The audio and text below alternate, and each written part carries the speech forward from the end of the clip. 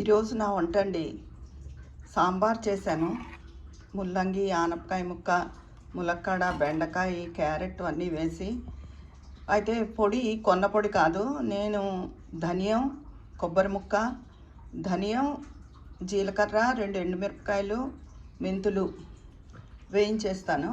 వేయించేసి చిన్న కొబ్బరి ముక్కలు తరిగి మిక్సీ చేసుకుని ఆ పొడి వేస్తాను. మామూలుగా పప్పు ముక్కలు ఉడకబెట్టేసుకోవడం మామూలే. ఎండు కొబ్బరి కూడా వేస్తారు కొంతమంది, అలా అయినా కూడా బాగుంటుంది. ఇది చాలా రుచిగా ఉంటుందండి. ఇలా ఇంట్లో మనం ధనియం కొబ్బరి వేసిన సాంబారు.